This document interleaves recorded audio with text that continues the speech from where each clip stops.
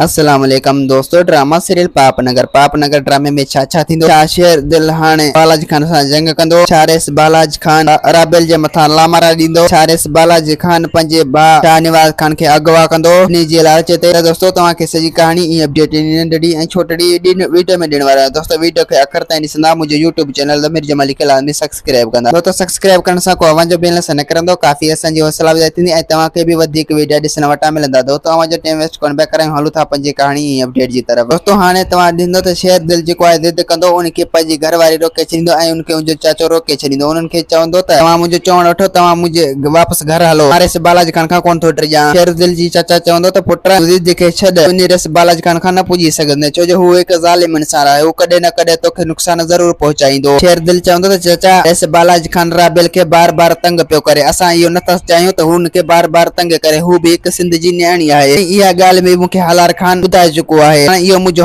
फर्ज़ आहे त मां उन न्याणी जो साथ ॾियां ऐं रेस बालाजी खान खे पोइ ते हटायां। ऐं ॿिए पासे दोस्तों हाणे तव्हां ॾिसंदो त रेस बालाजी खान जेको आहे पंहिंजे भाउ शाहनवाज खे चवंदो त तुंहिंजो भलो इन में त तूं मूंखे ज़मीन लिखी ॾे। अगरि जेकॾहिं तूं मुंहिंजे ज़मीन न लिखी ॾींदो त मां तुंहिंजो इहो हशर कंदुसि जीअं तो वॾे भाउ जो हशर ॾिठो। इन करे तोखां जल्दी जेतिरो थी सघे तूं जल्दी मूंखे ज़मीन लिखी ॾियो वञ ऐं तूं इन घर खां निकिरी वञ। शाहनवाज चवंदो त ओ ज़ालिम भाउ, मां त तोखे कॾहिं बि ज़मीन लिखी न ॾींदुसि, छो जो हिन ज़मीन में मुंहिंजो बि हक़ आहे, रुॻो तुंहिंजो न। मां तोखे हिन ज़मीन मां हिकु रुपयो बि न ॾींदुसि, न हिकु टकियो ॾींदुसि। रेस बालाजी खान चवंदो त आदा शाहनवाज, मां हिन सॼी मुल्क जो अकेलो वारस थियण पियो चाहियां, मां ॻोठ में पंहिंजो नालो कढाइण पियो चाहियां। रेस शाहनवाज चवंदो त रेस बालाजी खान ईअं तुंहिंजो नालो न निकिरंदो जीअं तूं कढी रहियो आहीं। तुंहिंजो भलो इन में त तूं ज़ुल्म घटि कर, जीअं अॻे जान में तुंहिंजो ज़ुल्म बि घटि थिए। ऐं ॿिए पासे दोस्तों हाणे तव्हां ॾिसंदो त मल्हार जेको आहे राबेल खे चवंदो त तूं हाणे होशियारी वठ, छो जो हाणे रेस बालाजी खान रामारो पियो ॾे, हू कॾहिं न कॾहिं तोखे नुक़सान पहुचाईंदो। इन करे तोखां जल्दी जेतिरो थी सघे तूं पंहिंजी होशियारी वठ। दोस्तों उम्मीद है कहानी आई हूंदी, तव्हांखे पसंदि। असांखे ॾींदा हाणे इजाज़त, वरी तव्हां सां मिलंदासीं कंहिं नई वीडियो में। जेसीं ताईं पंहिंजो ख्यालु रखना। खुदा हाफ़िज़।